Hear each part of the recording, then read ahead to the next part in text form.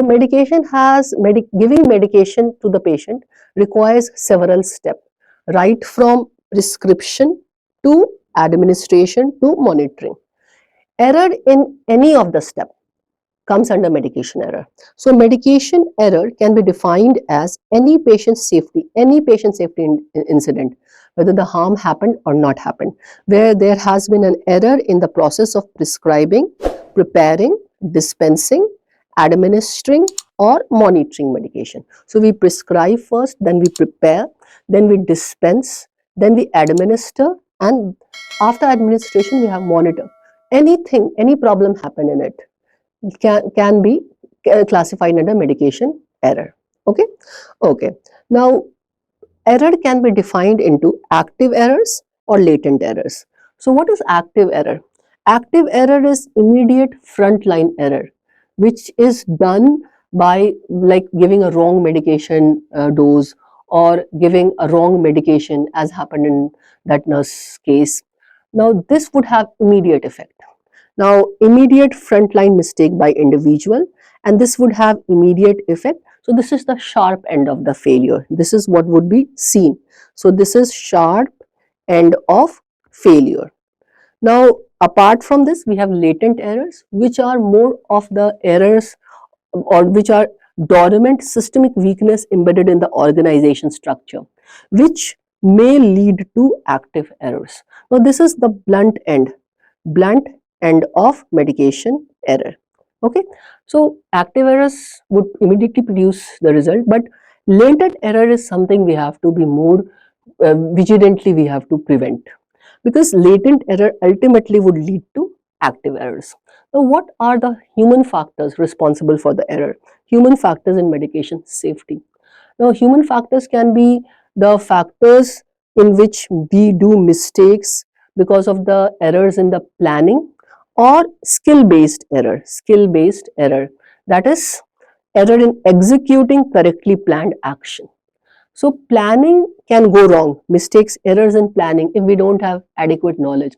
So if some nursing staff is working in ICU, she would have the knowledge of giving such important critical medications. Now if we have an outdoor nursing staff shifted to ICU, she would not have ample knowledge of all the drugs, and mistakes are bound to happen. So first is your knowledge based errors, which can lead to mistake. Then rule based error, proper robust rule is not there in taking the medications. So rule based error, so good rules are not applied or bad rules are there, which leads to medication error. Then as I said, skill based error, which leads to slips and lapses. Now this could be action based errors or memory based errors. So these are the human factors in medication safety. Now this is a Swiss cheese model which was given by James Reason, a psychologist. Now James Reason, he said that there is not a single cause of error. So for one of the error like adverse drug reaction, we have several causes which culminate and ultimately result in that adverse drug reaction. Now in Swiss cheese model, now every piece of cheese is one of the barrier in the error, and there are many holes in each cheese slices, which are the inherent weakness of that phase. If all the holes align with one another, it will lead to the adverse drug reaction. So we have several checkpoints, right? And if conversely, if at any checkpoint the error is found and it is let's say removed, it is let's say good practice is done, then the reaction drug, the adverse effect can be prevented. So in Swiss cheese model, we have slices of cheese aligned with one another in a straight line, one after another, with lot of in every cheese pieces a lot of inherent weakness, and if all the weakness would align, then only the adverse reaction will happen. So we have to make the system robust that these inherent weakness do not align with one another. So in the medication process, as I said, that there are too many steps of medication process, right from administering to monitoring. So right from prescribing to monitoring. So prescription, a lot of errors can happen due to improper prescription, improper knowledge leading to wrong prescription, improper handwriting leading to illegible, let's say not able to read, and wrong drug given, a lot of in prescription halfly written drugs. So all this can cause not properly written prescription. So unclear, incomplete medication, your wrong patient, wrong drug, incorrect form, wrong schedule. Lot of things can errors would be there in can happen in prescribing. Then is transcribing, that prescription how it is transcribed. Now spelling mistake can lead to wrong transcription.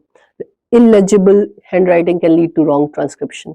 Sound alike drug can lead to wrong transcription. Then dispensing. Dispensing also a lot of problems can happen. Look alike drug, sound alike drug, wrong dispensing of the drug done, wrong fluid used for dispensing. So a lot of problems can happen. Then administering. Now maximum error happens during administration of the drug. Wrong patient, wrong drug, wrong time, wrong dose, wrong route, right? Inadequate assessment. And then monitoring. Failure to recognize and report the adverse drug reaction. Failure to alter the therapy when required. Any problem in any of these steps, if they align. Now administration and lack of monitoring would make the would more cause active error, and problem in the transcribing dispensing, problem in the system can align all the holes in straight line, all the inherent weakness in straight line. So active errors also need to be prevented, but the latent errors are more that we need to look for. The active errors more are of human faults, but latent error is more of organizational faults. Okay. Now, National Coordinating Council for Medication Error Reporting and Prevention. This is a council based in US. Now, it has 27 national 27 national organizations together.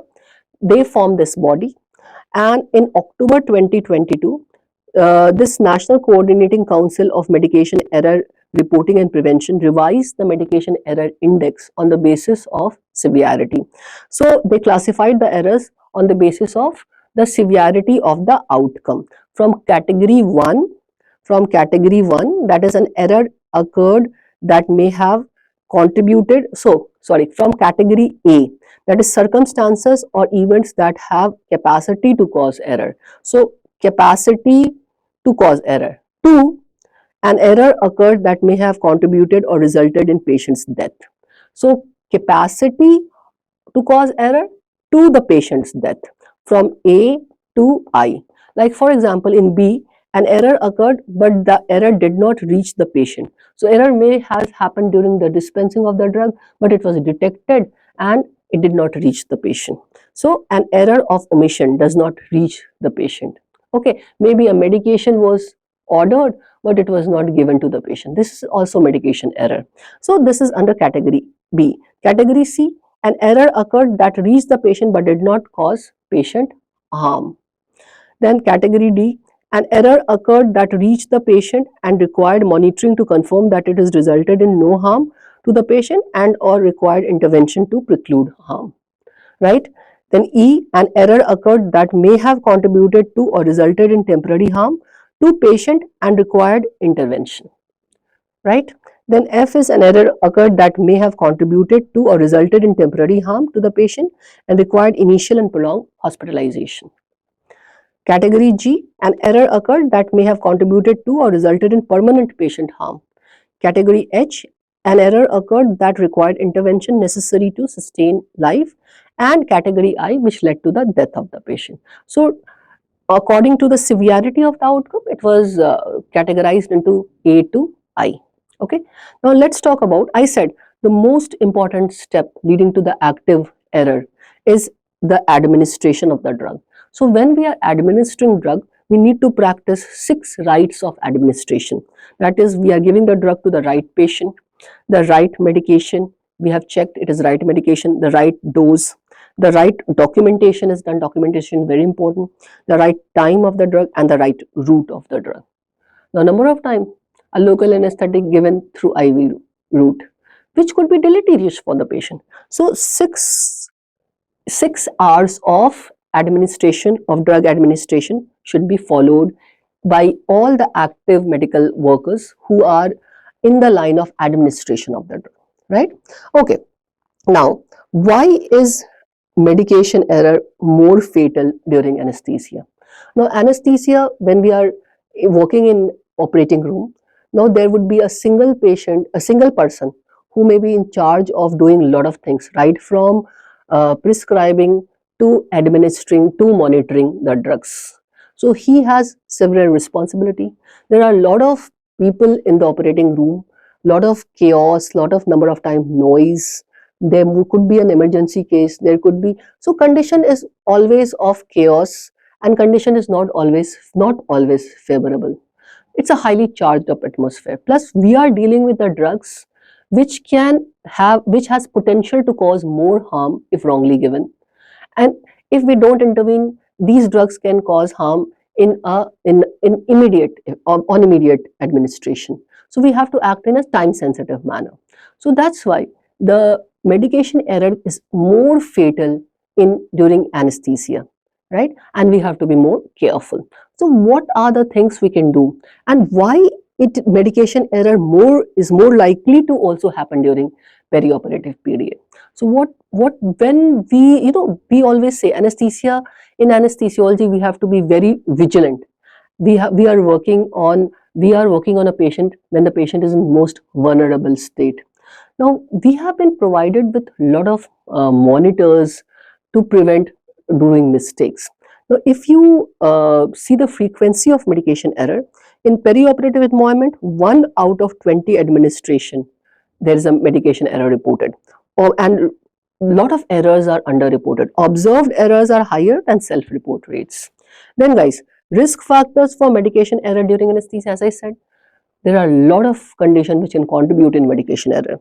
Inadequate total experience, maybe a first year working because first year working alone in operating room due to high patient load, due to inadequate staffing, inadequate number of experts available, then inadequate familiarity with equipment and device, working in a new setup, then poor communication with team, haste, inattention, carelessness, fatigued, excessive dependency on the personnels, failure to perform normal check, training or experience is lacking, lack of enough supervision, environment or colleagues, visual field restricted, mental and physical factors, inadequate familiarity with surgery, distractions, poor labeling of controlled drugs, supervision related factors, situation precluded normal precautions, inadequate familiarity with anesthetic technique, teaching activity underway, apprehension, emergency case, demanding or difficult case. All these are risk factors for medication errors during anesthesia. And if you see these risk factors, it is something which we on a daily basis face. So risk of medication error is very much there every day. And this report, 1 in out of 20 administration, I still think it is underreporting.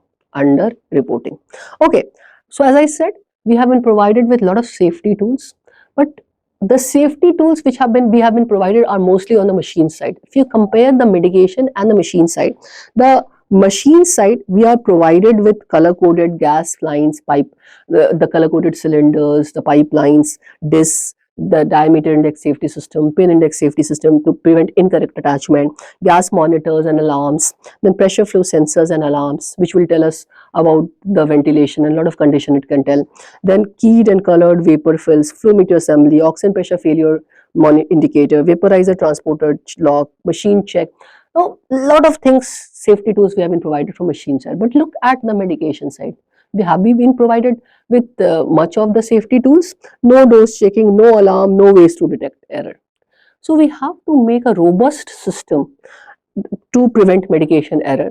And there are, but definitely, though I said there is no safety tool in the medication side, but there are some feedback devices and some constraints. The feedback devices are the devices which warn against doing a medication error, and constraints are the devices which prevent us from doing the medication error. And definitely the constraints are much better than the feedback devices. So what are the feedback devices? The color coded syringes. So they will help us in recognizing the drug which we have to give by color coded syringe. Then barcode scanner. Before taking the drug, we have to do the barcode scan. Then the labels, two provider check and checklist, and alarms. Okay, what are the constraint? Smart pump guardrails, standard pharmacy concentration, pre-filled syringes, and standard layout that we have to practice. Now, how can we practice these constraints? Now, let's talk about constraints. That is the things which will prevent us from taking medication error. Now, we have several steps in dispensing the medication, as we talked about. If we eliminate few of the steps, then definitely the chances of medication error will be decreased. So if there are 6 steps and 24 sub steps, and we eliminate 8 steps where we can make a mistake, then definitely there are less steps, less mistakes. Then automate the process. Automated process, like we just need to we just need to write the name of the drug, and the drug is automatically we get it from the dispenser. Then physically prevent mistakes. How can we physically prevent? What are the physical constraint? There is interface constraint, that is electronic health records, computerized physician order present. Then coupling constraint. This is system design defenses that force a specific safe action or prevent incorrect one by linking